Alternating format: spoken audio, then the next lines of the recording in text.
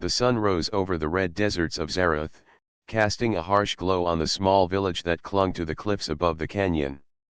The air was dry, and every step stirred clouds of fine red dust. Villagers moved quietly, their faces tense and solemn.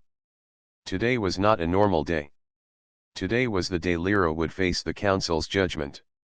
Lyra stood in the center of the courtyard, her hands trembling at her sides. She wore a plain white robe, a symbol of mourning for her late husband, and also a mark of her failure. She had tried, she had prayed, she had hoped, but she could not give her husband a son. In the society of Zareth, that failure carried the heaviest punishment. The council had declared that she would be stoned, a test that combined shame with endurance. The villagers had gathered, some curious, some afraid, some judging. Lyra could feel their eyes burning into her skin, and her heart beat faster with each passing moment. A murmur ran through the crowd as the High Council members arrived, stepping down from the raised platform.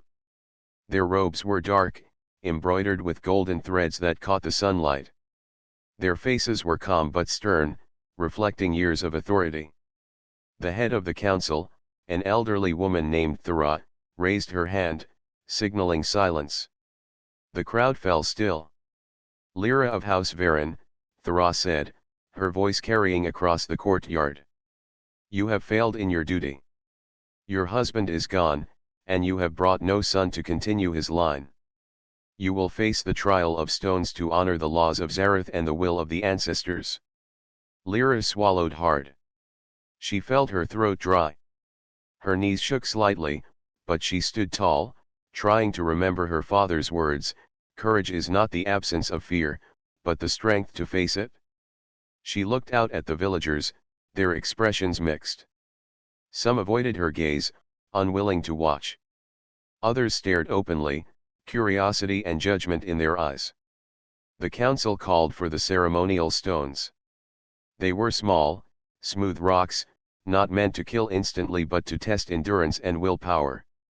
Lyra would have to endure the pain, stand strong, and accept her punishment. A crowd of villagers surrounded her, holding the stones in their hands, ready to throw. Lyra's heart raced. She closed her eyes and whispered a silent prayer, not for herself, but for the future she had once dreamed of. As the first stones were raised, a sudden sound echoed across the courtyard. A deep, rumbling hum, growing louder with each passing second. Lyra opened her eyes and saw movement in the distance, far beyond the village walls. A ship, large and unlike anything she had seen, descended from the sky. Its metal glinted in the sunlight, and it moved with a speed and grace that made the villagers gasp. The council members frowned, stepping forward, trying to maintain order. "What is this intrusion?" one of them shouted. The villagers murmured, their attention torn between Lyra and the approaching ship. The craft landed with a gentle thud, kicking up a cloud of red dust that swirled around it like a storm. A ramp extended from the ship, and a figure stepped down. He was human, taller than any Zarethian, with fair skin and dark hair that shone under the sun. His eyes were calm but determined. Lyra felt her breath catch. She had never seen a human before, yet something about him radiated strength and confidence. "I am Kale," he said, his voice clear and strong. "I have come to speak with Lyra." The council members exchanged worried glances. Humans were rare in this part of the galaxy, and their presence often caused fear or suspicion. Thera stepped forward, her voice firm. "You have no right to interfere in the laws of Zareth, human. Step back or face the consequences." Kale did not move. He raised his hands in a gesture of peace but did not lower his gaze. "I know your laws, and I respect them, but I also know the prophecy of your planet. There is a child coming, born of human and alien. That child will change the course of your world. Lyra must live, for the future depends on it." The villagers whispered among themselves. Some laughed nervously, thinking it was foolishness. Others stopped mid-motion, unsure what to believe. Lyra's heart pounded. A prophecy? A child? Could it be true? Could this human really be her hope? Thor's voice cut through the murmurs. This is blasphemy. She must still face her punishment. Kale took a step closer to Lyra. I will not allow it, he said firmly. No harm will come to her while I am here. For a moment, time seemed to stop. The villagers looked from Kale to Lyra to the council, unsure what would happen next. Lyra felt a strange mix of fear and hope. She had been ready to face the stones, ready to accept her punishment, but now there was a possibility of escape. A chance to live, to hope, to maybe even see a future she had never imagined. The council members conferred in low tones, their faces tight with anger and confusion. The villagers watched, tense, waiting for the outcome. Lyra's hands trembled, not from fear alone, but from the sudden possibility of change. She looked at Kale, and in his eyes, she saw determination, kindness, and a promise that she had not dared to hope for. The first stone fell, harmlessly to the ground, as if the universe itself had paused. Lyra did not flinch. The crowd held its breath, waiting for what would happen next. Kale stepped forward, raising his voice. I will speak with her. You may not interfere further. Let us find the truth before causing pain. The council hesitated. The villagers watched silently. Lyra's heart raced faster than ever. She felt the weight of tradition, the judgment of her people, and yet also the spark of hope that Kale had brought with him. This was the moment that could change everything. And as the sun beat down on the red stones and the dusty courtyard, Lyra realized that her life, and the fate of her future, was no longer entirely in the hands of the council. It was in hers. After the commotion in the courtyard, the villagers slowly began to step back, leaving a small space between Lyra and the human who had interrupted her punishment. Kale's presence seemed almost unreal, like a vision from another world. His calm and confident manner contrasted sharply with the fear and tension that filled the village. Lyra's heart still raced, but a small part of her dared to hope. Kale approached her carefully, keeping his hands visible to show he meant no harm. Lyra, he said gently, you are not alone. I have traveled far because I believe you must live. Your story, your courage, and your life matter. Lyra's eyes widened. No one had ever spoken to her like that before. Not her late husband, not the council, not even her family. They only spoke of duty, of failure, and of shame. Kale's words were different. They carried respect, and even more, they carried understanding. Why are you here? Lyra asked quietly. Her voice trembled, not just from fear, but from the strange mixture of curiosity and caution. I do not understand. Humans are rare in this part of the galaxy. Why would you care about me? Kale knelt slightly to be closer to her eye level. I care because what happens here affects more than just you. The council's rules are harsh, and I have seen other places where fear and tradition hold people back. You have a chance to change that, and I want to help you see it. The council members watched, frowning. They whispered to each other, clearly disturbed by the human's confidence. Thora stepped forward, her robe swaying in the wind. You have no right to interfere in our laws, human. Step back. This is our world, our judgment, our customs. Kale shook his head slowly. I respect your world, but I do not respect cruelty. Lyra does not deserve to be punished for something beyond her control. I ask only that you allow her to live, and then you may decide her fate in your way. Some villagers murmured in agreement. Others remained silent, unsure how to react. Lyra felt a wave of relief mixed with fear. Could she trust this human? Could anyone survive defying the council? Yet something inside her stirred. The courage she thought she had lost began to rise again. Lyra, Kale said softly, come with me. For just a short time. Let us speak, away from all of this. I promise no harm will come to you. She hesitated. The council's eyes were on her. The villagers were watching. Every instinct screamed that leaving with a stranger was dangerous.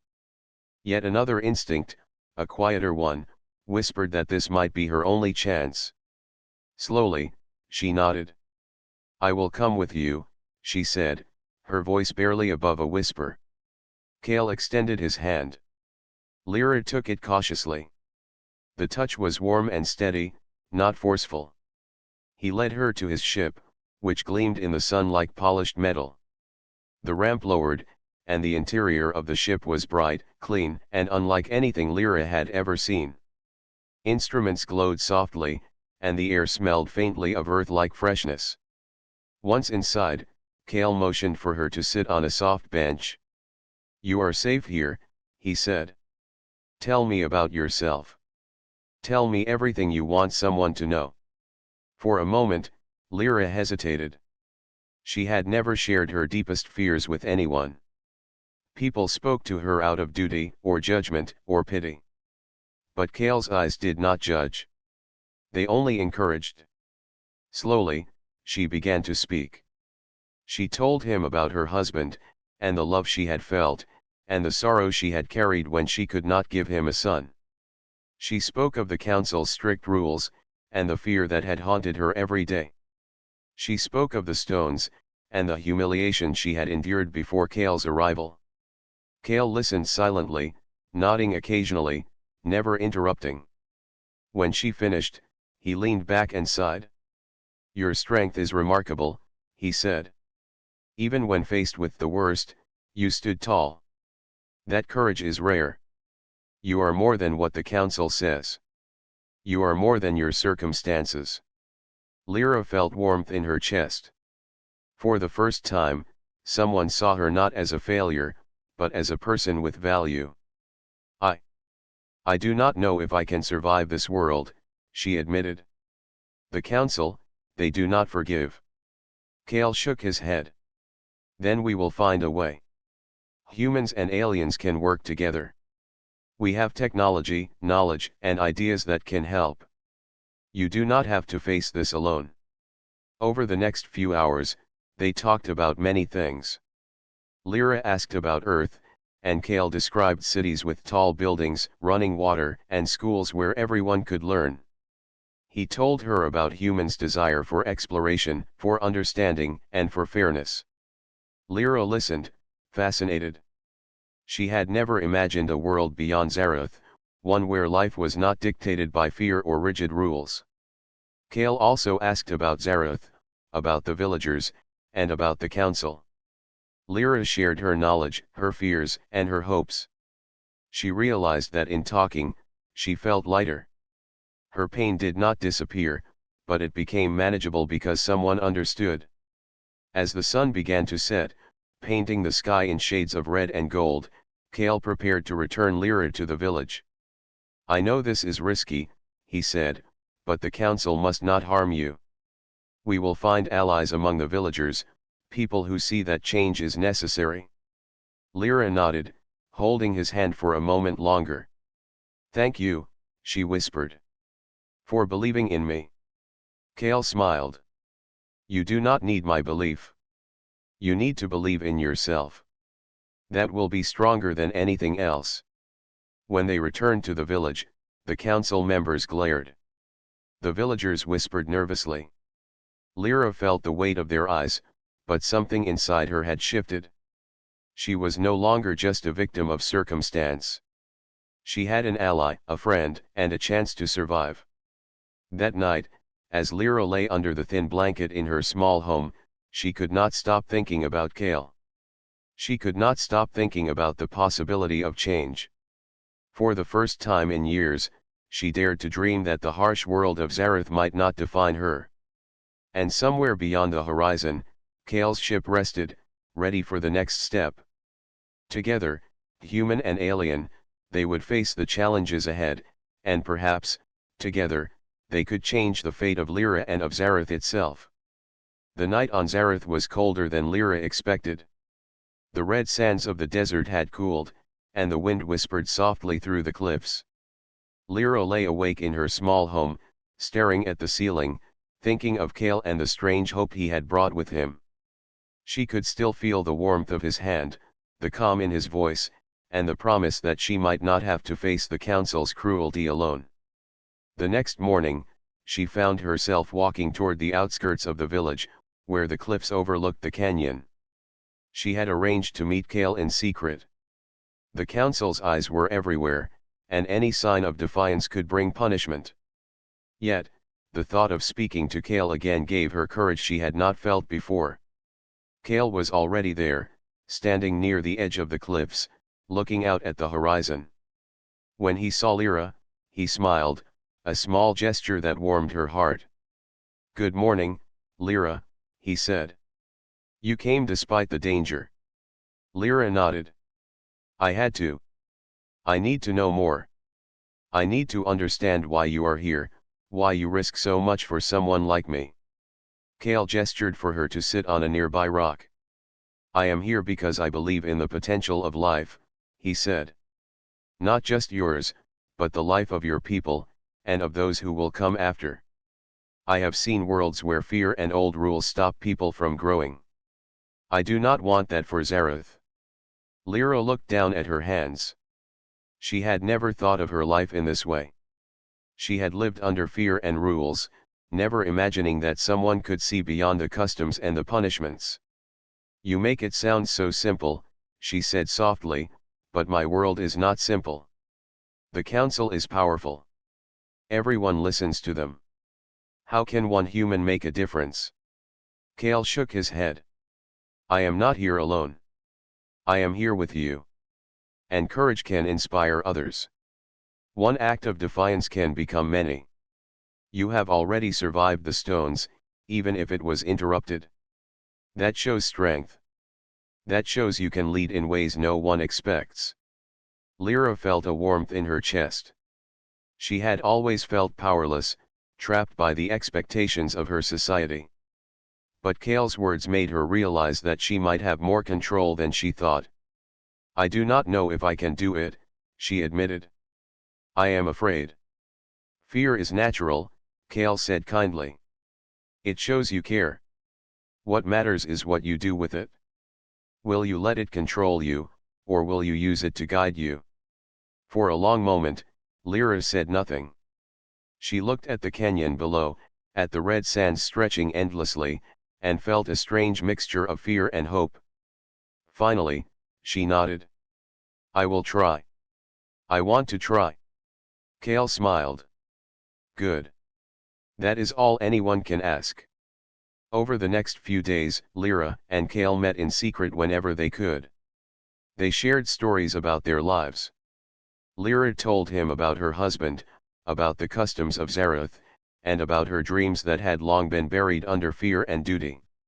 Kale told her about Earth, about humans, and about his experiences traveling between stars. He spoke of planets where life was valued above tradition, where knowledge and compassion guided decisions. Lyra listened in wonder. She had never imagined a world like that, a place where people could choose their own paths and create their own futures. She felt a connection to Kale, not just because he had saved her from punishment, but because he saw her as more than her past or her failures. One afternoon, as the sun began to set, Kale and Lyra climbed to the top of a cliff overlooking the desert. The sky was painted in shades of orange and red, and the wind carried the scent of distant flowers from the hidden oases. Lyra turned to Kale, her eyes reflecting the colors of the sky. "Kale," she said softly, "I never thought I would feel hope again. Not after everything I have been through. But you make me feel like there is a future beyond fear." Kale placed a hand gently on her shoulder. "Lyra, hope is not something given. It is something you build.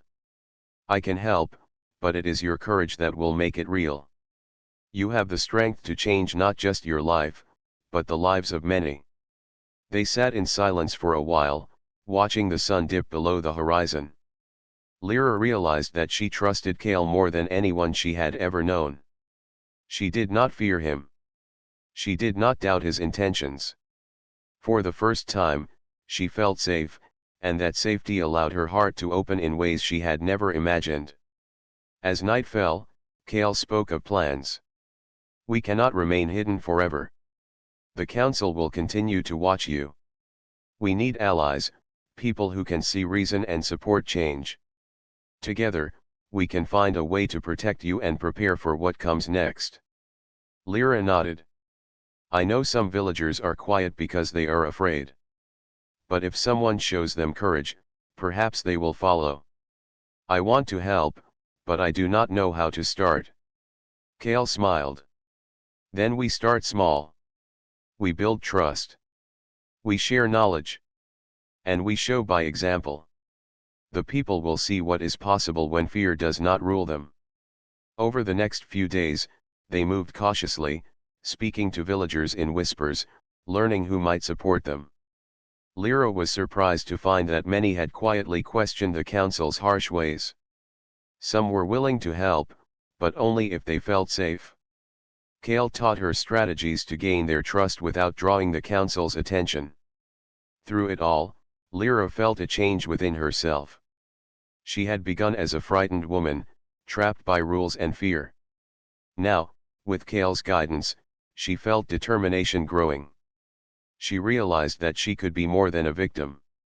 She could be a leader, a symbol, and perhaps, even a force for change on Zarath.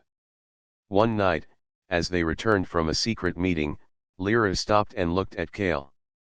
I am grateful for you, she said quietly. For your kindness, your courage, and for helping me see what I never thought was possible. Kale placed a hand over hers. Lyra, the gratitude is yours. You are the one who faces the dangers, who dares to speak, who chooses to stand. I am only here to guide you. The courage is yours, and it will grow stronger with each step you take. Lyra felt a warmth in her chest. She knew the council would not give up easily, and that danger was still very real. But for the first time, she did not feel powerless. She had an ally, a plan, and a spark of hope that could not be extinguished. And as the two of them looked at the stars above the desert cliffs, Lyra realized that her life was changing. She was no longer just a subject of fear and tradition. She was someone who could shape her own destiny, and perhaps, the destiny of Zarath itself. Together, human and alien, they had begun a secret bond, one built on trust, courage, and hope. And that bond would guide them through the challenges yet to come. The morning sun rose slowly over Zarath, painting the desert cliffs in shades of red and gold. Lyra stood at the edge of her home, watching the villagers begin their daily routines. Normally, she would have felt trapped, unable to move freely without the council's watchful eyes. But today was different. Today, she had made a decision that would change everything. After many secret meetings with Kale, she had realized that fear had controlled her life for too long. The council ruled by cruelty, expecting obedience without question. Lyra could no longer accept that. She knew that defying them openly would be dangerous, but Kale's confidence and guidance had given her the courage to act. She stepped out into the village square, her head held high. Villagers paused as she walked past, whispers spreading quickly. Some looked at her with surprise, others with curiosity. A few dared to smile, though quickly hiding it. At the center of the square, the council waited, their dark robes and stern expressions signaling that they were ready for any defiance. Thera, the head of the council, stepped forward. Her voice was sharp and commanding. Lyra of House Varen, you were to face your punishment yesterday. Why do you appear before us alive? Are you defying the will of the ancestors? Lyra met Thera's gaze without flinching. Her voice was calm but firm. Yes, I am defying the punishment. I will no longer accept suffering for something beyond my control. I will not be judged for the future I could not create. The council members murmured among themselves, anger and confusion evident on their faces. The villagers watched silently, unsure how to react. Many had long feared the council, but now they saw Lyra standing boldly, unafraid. Kale stepped forward, his presence beside Lyra steadying her. She is not alone. Fear should not rule your lives. The world can be different if you are willing to see it. Some of the villagers gasped. Others turned to each other, whispering. Could a human really challenge the council? Could one woman really resist the punishment that had terrified everyone for generations? Thara's eyes narrowed. You dare bring outsiders into our traditions, she demanded. Your words are empty, human. You know nothing of our laws, our people, or our ancestors. Kale shook his head. I may not know your traditions completely, but I know cruelty when I see it. And I will not allow harm to come to someone unjustly punished. Lyra's life is hers to live, not yours to decide. The villagers began to murmur more openly now. Some voiced quiet support for Lyra.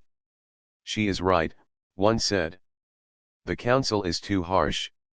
We have followed them without question for too long. Another added, I have seen others punished unfairly. It is time for change. The council members exchanged worried glances. The authority they had relied on for generations was being questioned. They had expected compliance, fear, and silence. Instead, they were facing courage and challenge. Lyra raised her voice, speaking to the villagers as much as to the council. We do not have to live under fear. We can choose kindness, fairness, and understanding. We can create a future where no one is punished for what they cannot control. This is our chance to be free from rules that harm us. Some villagers nodded, inspired by her words. Others hesitated, still afraid of the council's power. But the seed of courage had been planted, and it could not be easily removed. Thara stepped closer to Lyra, her voice icy.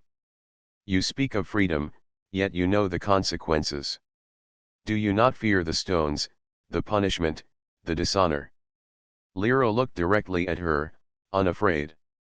I have faced the stones before. I know what fear feels like. But I have also seen hope. I will not be silenced. I will not allow fear to rule my life or the lives of those who follow me. The council members whispered urgently among themselves. Some wanted to act immediately, to stop her before she inspired more villagers.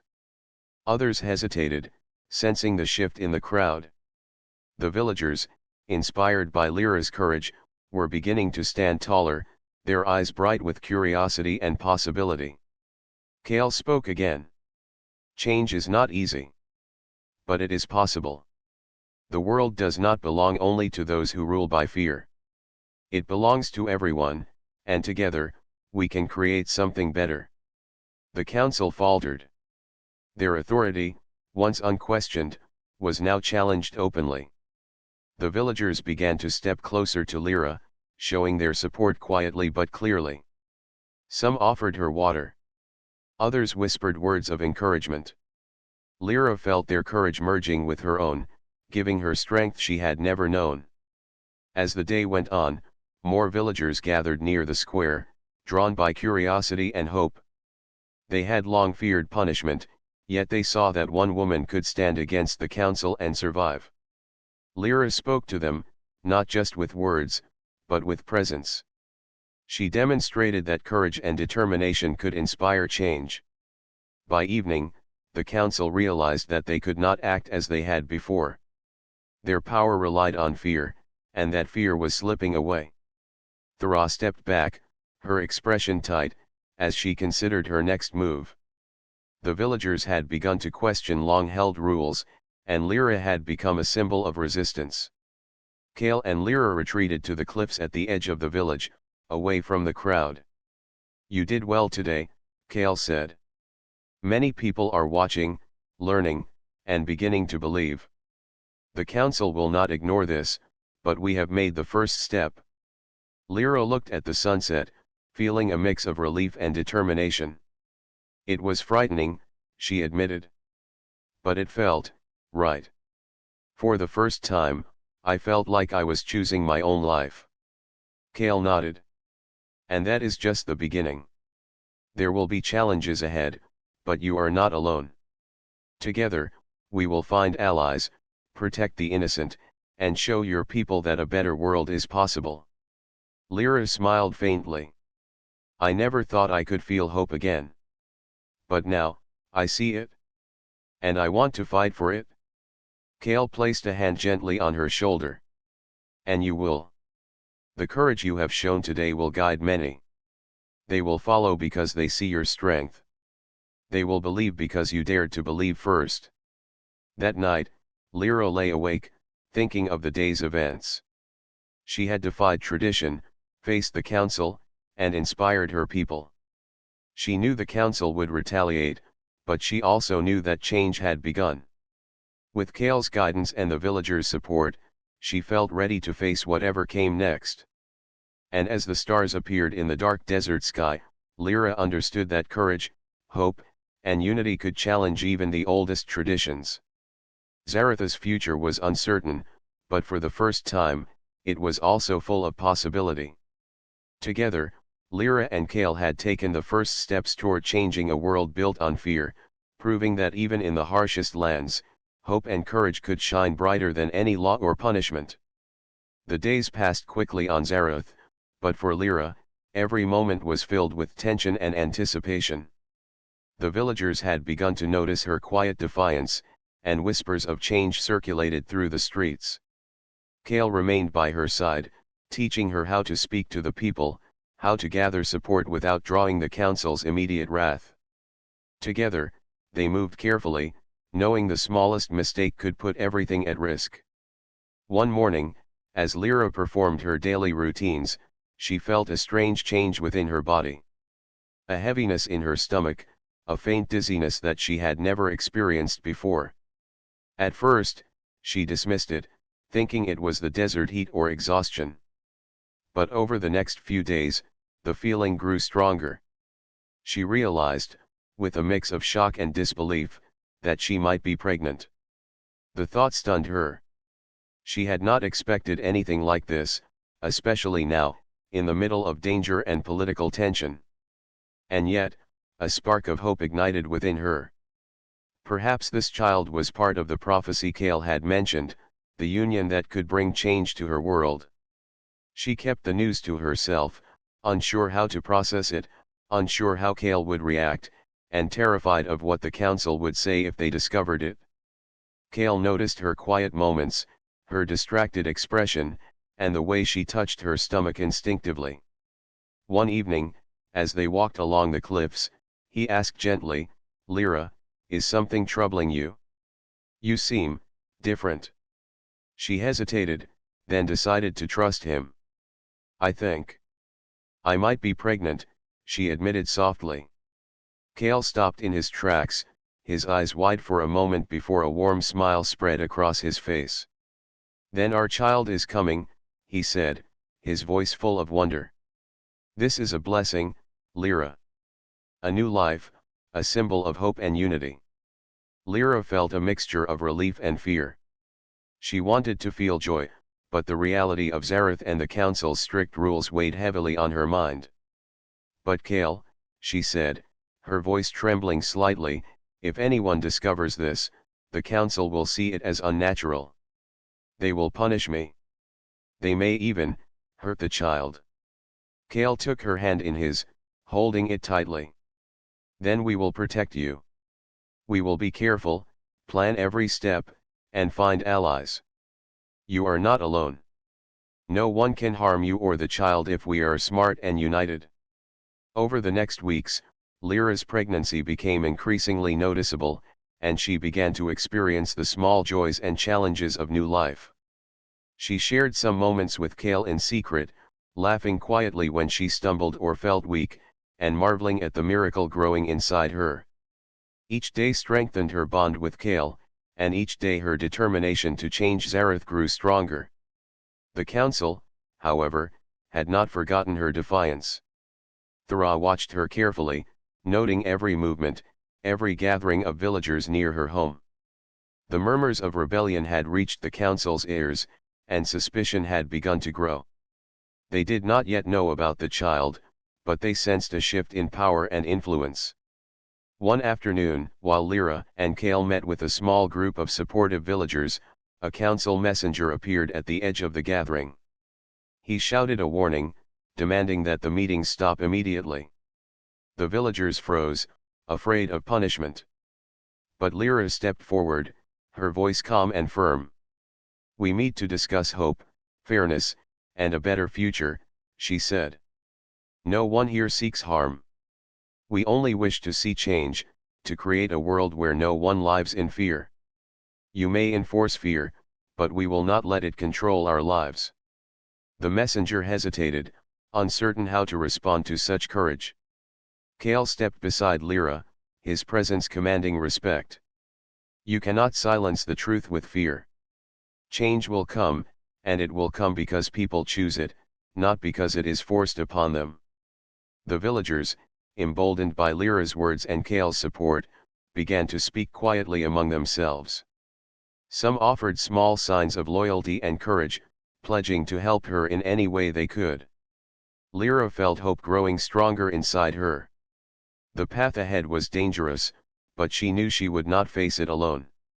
As the weeks continued, Lyra felt the first true kicks of the child within her. Each movement reminded her that this life was real, that it represented the possibility of a new future for Zareth. She and Kale spoke often about what kind of world they wanted to create for the child, a world where freedom and kindness were more important than fear and tradition. One evening, Kale suggested they take a walk to the cliffs beyond the village. The stars shone brightly in the desert sky, and the cool night wind carried the scent of distant oases. Lyra rested her hand on her stomach, feeling the gentle rhythm of life within her. "This child," Kale said softly, "will change everything. Not just for you, or for me, but for everyone who believes in hope and courage. We must be strong and careful, and together, we can ensure a better future." Lyra nodded. "I believe that too.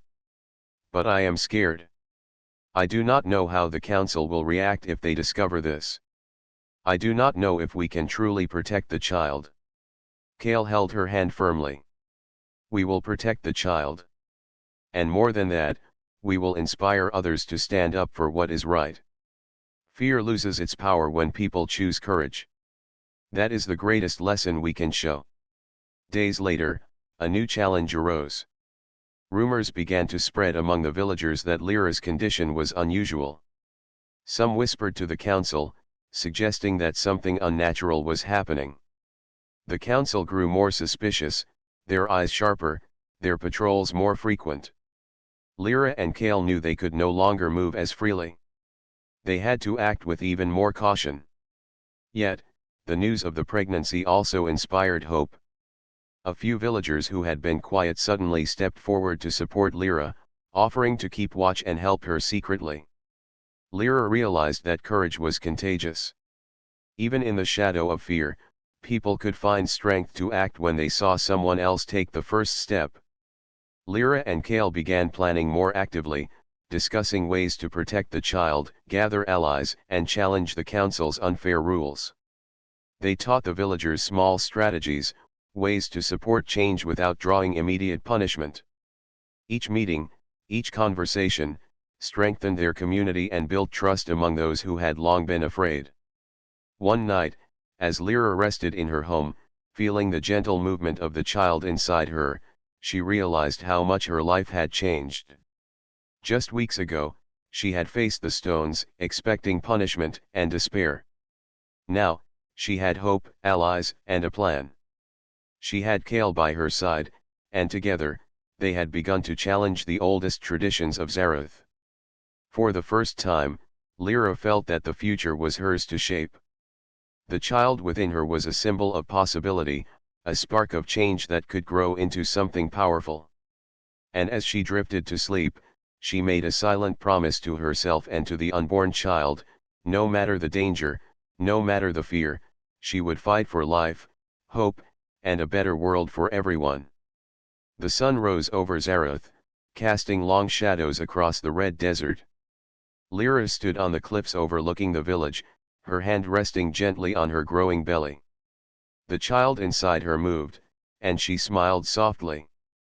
Each movement reminded her that life and hope were stronger than fear and tradition. Today, she knew, would be important. The council had grown suspicious, their patrols more frequent, their whispers filled with anger and uncertainty. But Lyra was ready. Kale joined her at the cliff's edge, scanning the village below. "They are nervous," he said quietly. "They know something is changing, but they do not know what to do. This is our chance." Lyra nodded, her heart steady. "The villagers are ready too," she said. "They see courage, and they want to follow. We just need to show them the way." Kale smiled. "Then we begin." The first step was small but powerful. Lyra and Kale visited each household, speaking quietly and confidently. They reminded the villagers that fear had ruled for too long, and that courage and unity could bring freedom. They shared stories of other worlds, of life where people could choose their own paths without punishment for what they could not control. Many villagers were hesitant at first. Fear of the council still ran deep. But Lyra's determination was contagious. Her calm voice, the gentle strength she showed, and the quiet power of the life growing inside her inspired them. One by one, the villagers began to believe that change was possible. They promised to support her, to resist quietly, and to protect one another if the council tried to punish them. The council noticed. Thara's eyes narrowed as she watched Lyra move among the villagers, her confidence unshaken. She whispered to her fellow council members, her voice sharp with worry. "We cannot allow this to continue. If she is allowed to inspire the people, our authority will crumble. We must act before it is too late." But the council underestimated the power of courage. Lyra's actions had already planted the seeds of change. Villagers who had been silent for years began speaking out. They questioned rules they had once accepted without thought. They challenged the council in small ways, refusing to carry out orders that caused harm or humiliation. Kale and Lyra worked carefully to coordinate these efforts. They taught villagers how to communicate secretly, how to support each other without attracting the council's attention.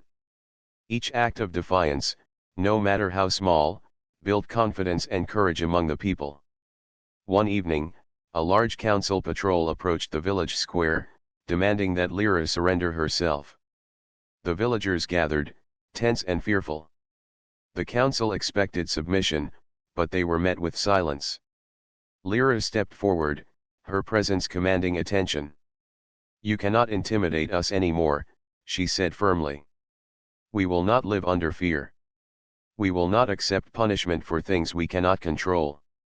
We are united, and we will protect each other. This is our choice, and it is stronger than your fear." The villagers, encouraged by her courage, stood tall beside her. Some carried small stones as a symbol of the challenge they had faced with her. Others simply held hands, showing unity and solidarity. The council's power, which relied on obedience and fear, faltered in the face of courage and determination. Kale stepped forward, his voice calm but firm. "Change is possible. Authority does not come from fear alone. It comes from trust, fairness, and respect. Look around you. The people are choosing hope. You can either stand with them, or you can lose everything." Thara's face tightened with anger. She had never seen the council challenged in such a way. Her whispers of command were ignored, her orders disobeyed, her authority crumbling. The villagers refused to bow, refused to fear, and refused to accept punishment as a tool of control. The revolt began quietly at first, then gained momentum. Villagers began taking small actions, defying unfair rules, and protecting each other. Word spread through the village, reaching every corner, until it was impossible for the council to ignore. Lyra, guided by Kale, had become the symbol of change. Over the next few days, the villagers' confidence grew. They organized quietly, preparing to face the council if necessary. Lyra spoke to them daily, teaching courage and unity, reminding them that fear only had power if they allowed it to. Kale provided guidance, showing how intelligence and strategy could overcome brute authority. Finally, the council made its move. Thra and several council members tried to assert their power openly, attempting to intimidate the villagers and force Lyra to submit. But the villagers did not retreat. They stood together, their unity unbreakable. The council's authority, once absolute, could not withstand the combined courage of the people. A confrontation erupted in the village square. The council attempted to enforce their rules, but Lyra and Kale led the villagers with confidence. They spoke, guided, and organized, using strategy rather than force. The council members were overwhelmed by the unity and courage of the villagers, their power slipping away with every moment. By the end of the day, the council's hold on the village had collapsed. Thra and her followers were forced to retreat, their authority broken. The villagers celebrated cautiously, knowing that the struggle was not over, but proud that they had taken a stand and won. Lyra, exhausted but proud, looked over the crowd. She saw hope in the villagers' eyes, the beginnings of trust, and the courage that had grown from fear. She realized that change was possible, that one person's courage could inspire many, and that the future of Zareth could be different. Kale placed a hand on her shoulder, smiling. You have done more than survive. You have led. You have inspired. And now, the people have seen what courage looks like. This is only the beginning. Lyra smiled softly, feeling the life growing inside her. I could not have done this without you, she said quietly. And I could not have done it without them. The villagers, their courage, it gave me strength too. Kale nodded. Courage spreads quickly. Once people see what is possible, they will continue to act with hope and strength. Your child will grow up in a world shaped by bravery and unity, a world that will be stronger because of today. That night, Lyra looked at the stars above the desert cliffs. The wind was calm, the village quiet, and for the first time in her life, she felt a sense of true possibility. Zareth had changed, even if only slightly, and she knew that the spark of courage would continue to grow. Together, human and alien, they had led the revolt, proving that fear could be overcome, and that courage and unity could challenge even the oldest and most powerful traditions. Lyra's life, her child, and the people of Zareth were no longer controlled by fear. The future, uncertain and bright, awaited them. And in that quiet night, as the desert winds whispered across the cliffs, Lyra understood that the courage of one person, supported by hope and unity, could change a world. The first light of morning bathed Zareth in golden hues. The village was quiet, almost peaceful, but beneath the calm, everyone felt the tension of recent days. Lyra woke early, her hands resting on her swollen belly. The child was moving more than ever, a gentle reminder of the life she carried, the hope she had inspired, and the future she now protected. Kale sat beside her, his eyes tired but bright with pride. Today is the day, he said quietly. Are you ready? Lyra took a deep breath, feeling the mixture of fear and excitement. She had faced so much already: the council, the stones, the fear of failure, but nothing compared to the anticipation of bringing life into the world. I am ready, she whispered.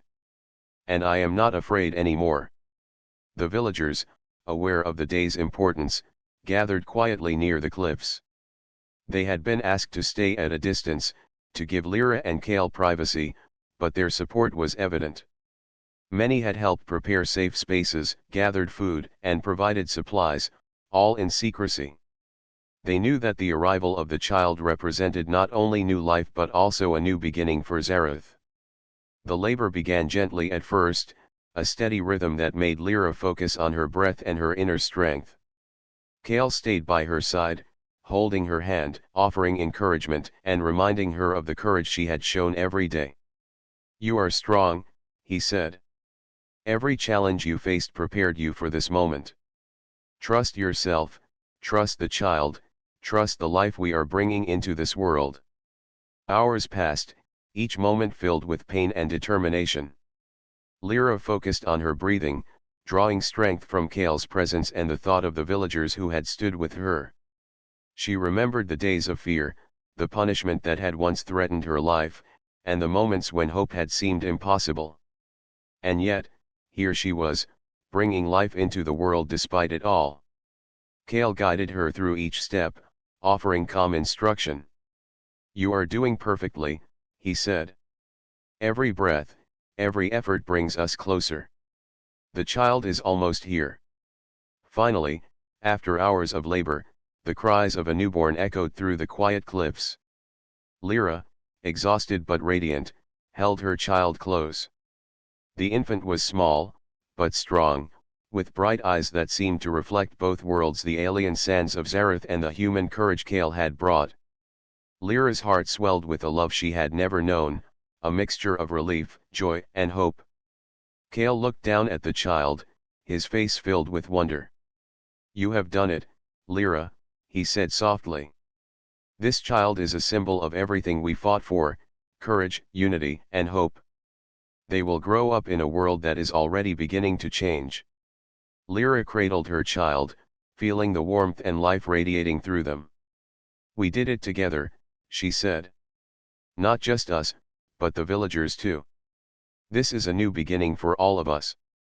Word spread quickly through the village. Villagers approached cautiously, awed and respectful. Many bowed their heads in reverence, recognizing the child as a symbol of a new era. The council, though weakened, could not interfere openly. The people had found their courage, and the power that had ruled through fear was fading fast. One villager, an elder who had once enforced the harshest rules, stepped forward. "Lyra," he said, his voice trembling, "you have shown us that courage is stronger than fear. This child represents a future where we can choose hope over cruelty. We are grateful for your strength." Lyra smiled, tears in her eyes. "Thank you. But remember, it is not just me. It is everyone who chooses to act with courage, everyone who believes in a better way. Together, we can protect this world, and ensure no one lives in fear again." Kale watched, quietly proud, as the villagers began to gather around. They spoke softly among themselves, sharing ideas, planning small changes, and supporting one another. Lyra realized that the spark she had ignited had become a fire, spreading through the village and lighting the way for a new future. That evening, as the sun set and the desert turned deep red, Lyra sat with Kale and their child. The villagers kept a respectful distance but remained close enough to show their support. The council had retreated, knowing that direct confrontation was no longer possible. Fear had lost its power. Kale held Lyra's hand. "You have changed everything," he said. "Your courage, your strength, your determination, it has inspired not only the villagers but the future itself. This child will grow up knowing that bravery and hope can overcome even the harshest rules." Lyra looked down at her child, feeling the life they held and the future they represented. "I hope they grow up in a world filled with kindness, fairness, and freedom. I hope they know that one person's courage can make a difference." Kale nodded. "They will. And so will everyone else who follows the path you have shown. Zareth is beginning a new chapter, and you are at the heart of it." Days turned into weeks, and life in the village began to change. Villagers organized to support each other, offering help where fear once prevented action. Small rules were questioned, and unfair practices were abandoned. Lyra and Kale guided them quietly, offering wisdom and encouragement, ensuring that change came with care and patience. The child grew quickly, healthy and strong. Lyra marveled at the life she held, seeing in the child both her own strength and Kale's courage. The villagers respected the family, often visiting to offer gifts or support. Each interaction reinforced the new era taking shape on Zareth. Thera, the head of the council, remained distant, watching from afar. Though her authority had been challenged, she could not undo the courage that had spread among the villagers. She realized that fear no longer held the power it once did. The people had chosen hope, and that choice could not be taken from them. One evening, as the twin moons rose over the desert, Lyra stood with Kale and their child on the cliffs. The wind carried the scent of flowers from distant oases, and the stars reflected in the eyes of the child, bright and curious. Lyra felt a sense of peace she had never known. "This is just the beginning," Kale said softly. "The journey ahead will have challenges, but you have shown that courage, hope, and unity can overcome even the strongest fear." Lyra smiled, feeling the child stir gently in her arms. "I know. And together, we will face whatever comes. Zareth will be a place of hope, not fear. Our child will grow up knowing that the future belongs to those who dare to act with courage." The villagers watched from below, seeing the family together, their presence a symbol of change. The red sands of Zareth seemed less harsh, the cliffs less intimidating. A new dawn had arrived, one shaped by bravery, unity, and hope. And as the moons climbed higher in the sky, Lyra understood that the life she had brought into the world represented far more than survival.